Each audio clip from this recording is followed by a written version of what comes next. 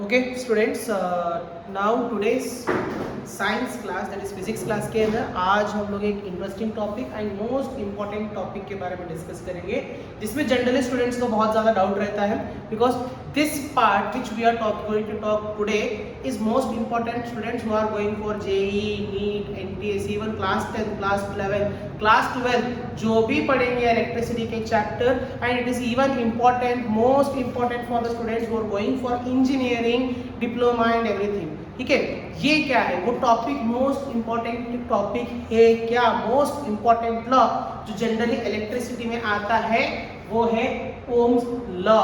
बहुत सारे स्टूडेंट्स को ओम्स लॉ समझ में ही नहीं आता। ठीक है, ओम्स लॉ है क्या? Actually Ohm's law is the basic of electricity के चैप्टर में आज के जो मॉडर्न साइंस में जो इलेक्ट्रिसिटी का जो यूज होता है इसी ओम्स लॉ पे डिजाइन है। तो आज हम इस ओम्स लॉ को बेहतर समझने की कोशिश करेंगे। ठीक है, अब ओम्स लॉ है क्या, किसने दिया, कब दिया? ठीक है, Ohm's law was given by Ohm's law किसने दिया? It was given by George Simon Ohm. ठीक है, किसने दिया था? जॉर्ज साइमन ओम ने ये लॉ दिया था। कुछ सेवरल एक्सपेरिमेंट्स करके इलेक्ट्रिसिटी के ऊपर कुछ लॉस को दिया था। किस ईयर में दिया था?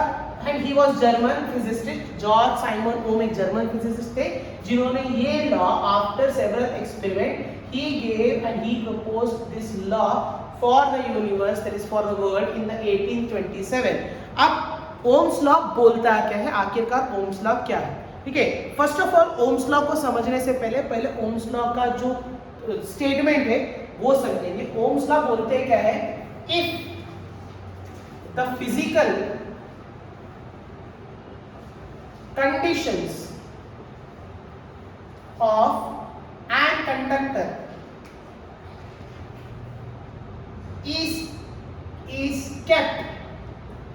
is kept unchanged, okay, kept unchanged, then current flowing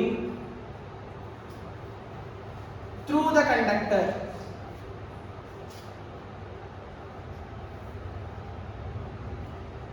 is directly proportional to potential difference। ये बहुत सिंपल स्टेटमेंट है। हाँ, इस स्टेटमेंट को अपने ओन वर्ड से भी लिख सकते हो।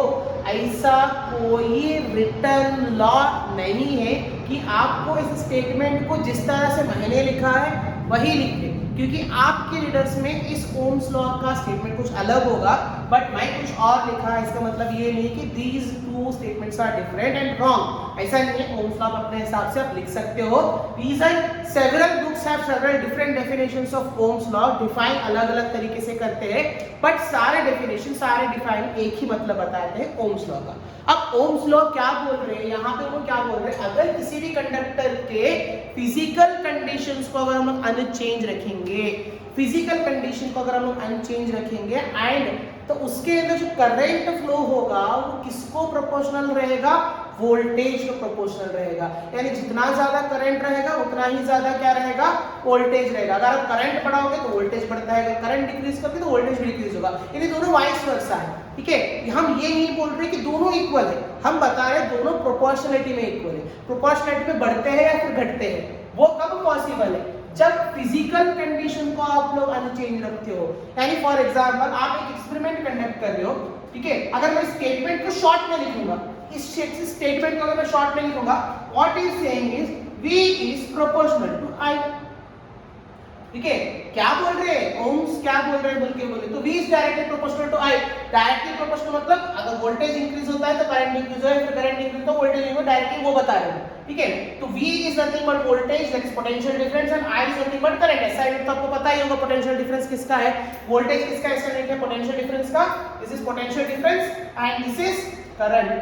करेक्ट, तो ये दोनों किसके ऐसा यूनिट से? पोटेंशियल डिफरेंस है, ऐसा यूनिट ऑफ करंट है एंड यू नो क्या बोल रहे हैं? Voltage is directly proportional to current. अब मतलब क्या है? स्टेटमेंट क्या होगा? मीनिंग क्या है? ठीक है, फिजिकल कंडीशन का मतलब क्या होता है? आप एक एक्सपेरिमेंट कर रहे हो, उस एक्सपेरिमेंट में आप कंडक्टर यूज करो। एग्जांपल समझेंगे, this is a marker, marker समझिए कंडक्टर है, एंड इस मार्कर को आप कंडक्टर को यूज कर रहे हो आप एक एक्सपेरिमेंट के अंदर। जब भी आप इसके अंदर करंट सप्लाई करोगे तो करंट आपको आउटपुट में मिलेगा, बराबर। बट एक्चुअली क्या बोल रहे हैं बोल के बोले तो अगर आप किसी भी कंडक्टर का फिजिकल कंडीशन में आखिरकार आते क्या है, देखिए यहाँ पे मैं क्लियरली समझा देता हूँ फिजिकल कंडीशन किसको बोलते हैं। अब बहुत लोग इसका सवाल उठाएंगे, सर आप जो बोल रहे हो फिजिकल कंडीशन, वो फिजिकल कंडीशन है नहीं, ठीक है। जो फिजिकल कंडीशन आप बोल रहे हो फिजिकल कंडीशन नहीं है, क्योंकि हमारे रीडर में फिजिकल कंडीशन का मतलब कुछ और नहीं है। ओके, फिजिकल कंडीशन क्या है? देखिए फिजिकल कंडीशंस में तीन चीजें आती हैं। सबसे पहला क्या आता है? लेंथ, ठीक है। सेकेंड क्या आता है? विड्थ या फिर एरिया। क्या आता है? विड्थ या फिर एरिया। एंड तीसरा सबसे मेजर थिंग टेम्परेचर आता है। क्या आता है?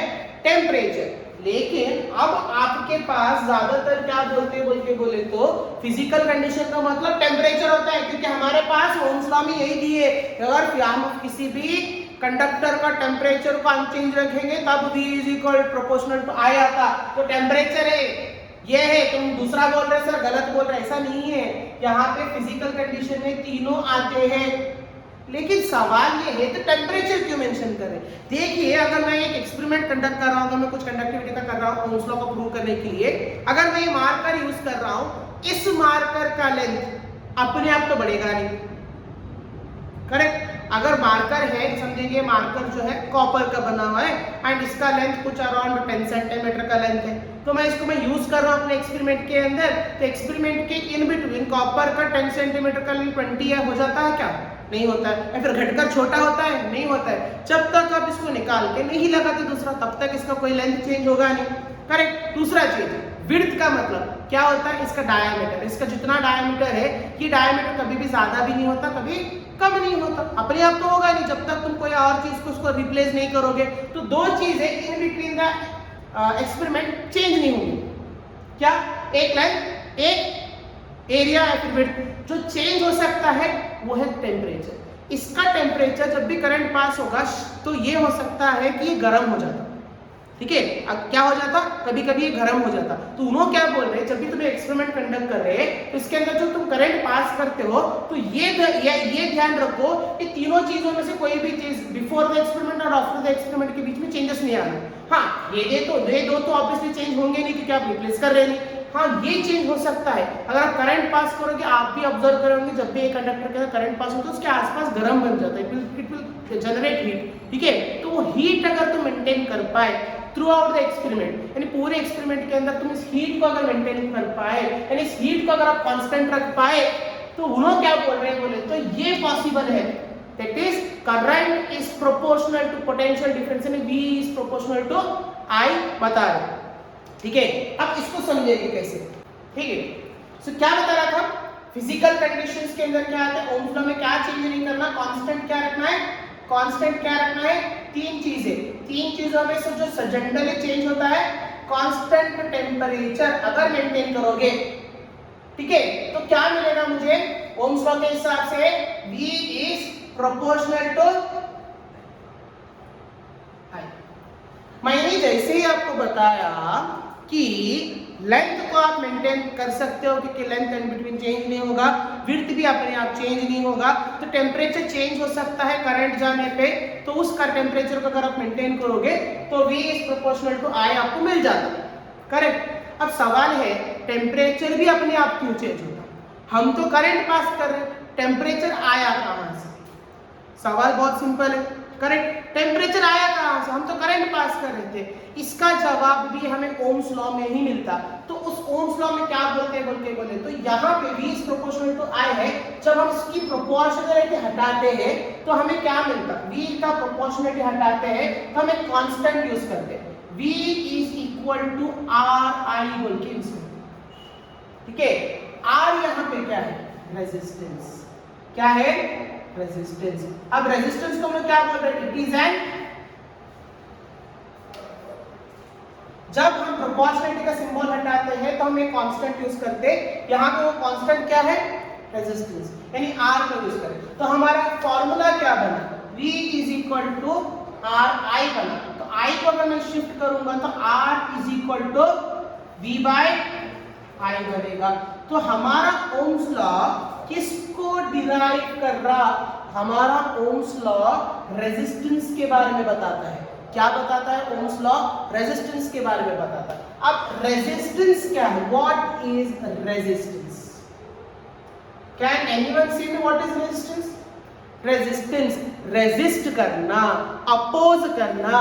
किस चीज को अपोज करोगे आप? किस चीज को अपोज करता है? रेजिस्टेंस का मतलब मालूम है ना, अपोज करना यानी रोकना।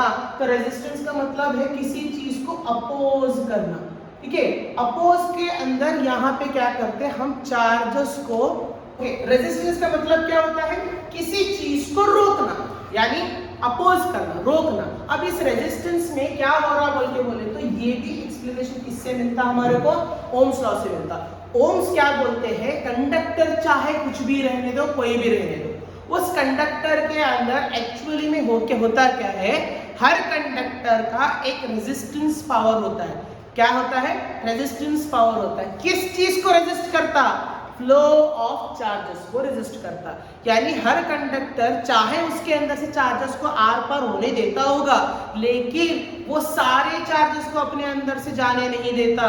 वो कुछ चार्जेस को अंदर से ट्रैवल करने ही नहीं देता, उसको बाहर ही रोक देता। यानी अगर ये कंडक्टर है तो यहाँ से अगर मैं चार्ज यानी करंट पास करूंगा तो ये करंट का पूरा आउटपुट में नहीं आता। हर कंडक्टर थोड़ा बहुत रेजिस्टेंस इन चार्जेस इन इस करंट को देता ही है, यानी रोकने की कोशिश करता है। सारे के सारे तो नहीं रोकता, थोड़े बहुत चार्जेस को रोक देता। जो रोकता है ना उसी को हम लोग क्या बोलते हैं? रेजिस्टेंस। अब ये जो रेजिस्टेंस होता है हर कंडक्टर के ऊपर, हर मेटल के ऊपर अलग अलग होता है, ठीक है। हर कंडक्टर के ऊपर, हर मेटल के ऊपर अलग अलग होता है। देखो जैसे कि मैं बता रहा था, रेजिस्टेंस क्या है? कांस्टेंट है। कांस्टेंट का मतलब क्या होता है? जिसका वैल्यू चेंज ही नहीं होता, करेक्ट। अब यहाँ पे है, चलो मैं क्या बता रहा हूँ, हर मेटल का रेजिस्टेंस अलग अलग है। कॉपर लोगे उसका रेजिस्टेंस अलग है, सिल्वर लोगे उसका रेजिस्टेंस अलग है, मैग्नीशियम लोगे उसका रेजिस्टेंस अलग है, गोल्ड लोगे उसका रेजिस्टेंस अलग है। तो सबका रेजिस्टेंस अलग अलग है, तो कांस्टेंट क्या है? कांस्टेंट का मतलब क्या? जिसका वैल्यू चेंज नहीं होता। तो रेजिस्टेंस तो हर सब्सटेंस का अलग अलग है, तो कांस्टेंट कैसे होगा? करेक्ट। यहाँ पे क्या बताना चाह रहे, कंफ्यूज नहीं होना, यहाँ पे क्या बताना चाह रहे बोल के बोले तो, जिस कंडक्टर को आप यूज कर रहे, जैसे कि मैं स्टार्टिंग में बताया था, मैं इस एक्सपेरिमेंट में कॉपर यूज कर रहे, मार्कर कॉपर समझ लो बोला था। कॉपर का रेजिस्टेंस तो फिक्स है ना, तो यहाँ पे किसका रेजिस्टेंस फिक्स है? पर्टिकुलर मेटल या फिर पर्टिकुलर कंडक्टर का रेजिस्टेंस फिक्स होता है, यानी कांस्टेंट रहता है। तो अगर तुम इस कॉपर को अगर आप इसका लेंथ, विड्थ एंड टेम्परेचर नहीं बढ़ाओगे तब जाके हमें क्या मिलता बोलिए तो इज प्रोपोर्शनल टू टाइम मिलता। लेकिन ये कंडक्टर थोड़े बहुत चार्जेस को रोकता है, उसी रोकने वाले कैपेसिटी को हम क्या बोल रहे हैं? रेजिस्टेंस बोल रहे हैं। तो यहाँ पे हम एक कंडक्टर का रेजिस्टेंस को फाइंड आउट कर सकते हैं by using the Ohm's law. आपको पता रहना कि इनपुट वोल्टेज कितना है, करंट कितना है, तो हमें अपना पता चलता है कि उस कंडक्टर का रेजिस्टेंस कितना है। समझ में आया? हम ओम्स लॉ का यूज करके कितना रेजिस्टेंस क्रिएट हो रहा, यानी कोई भी कंडक्टर कितने अमाउंट ऑफ चार्जेस को रोक पा रहा, तो उसको हम लोग ओम्स लॉ से फाइंड आउट कर सकते हैं। ओम्स बहुत सिंपल चीजें बताए, बहुत सिंपल चीज बोले। क्या बोले? करंट अगर आप पास करते हो तो वो वोल्टेज को प्रोपोर्शनल रहता, तब प्रोपोर्शनल रहता जब आप उसका टेम्परेचर मेंटेन करते, ठीक है। लेकिन हर सब्सटेंस का कुछ एक रेजिस्टेंस पावर होता है, जिसकी वजह से उस कंडक्टर में रेजिस्टेंस की वजह से कंप्लीट चार्जेस एक जगह से दूसरी जगह ट्रैवल नहीं करते। अब सवाल वो था टेम्परेचर बढ़ रहा क्यों? टेम्परेचर बढ़ता है रेजिस्टेंस की वजह से। टेम्परेचर किसकी वजह से बढ़ता है? रेजिस्टेंस की वजह से। हमने एक एक्टिविटी किया था, एक्सपेरिमेंट किया था, जहां पे हमने ये बताया था जब भी किसी भी कंडक्टर का रेजिस्टेंस बढ़ता है तो अपने आप क्या जनरेट करना शुरू करता? हीट का जनरेट करना शुरू करता। इसी प्रिंसिपल पे निकोरम वायर डिजाइन किया गया है। निकोरम वायर क्या है? हाई रेजिस्टेंस क्रिएट करते, जिसकी वजह से वो कॉइल गर्म होना शुरू हो जाता, करेक्ट। तो रेजिस्टेंस क्रिएट्स व्हाट? हीट। इसको हम इस तरफ से समझेंगे।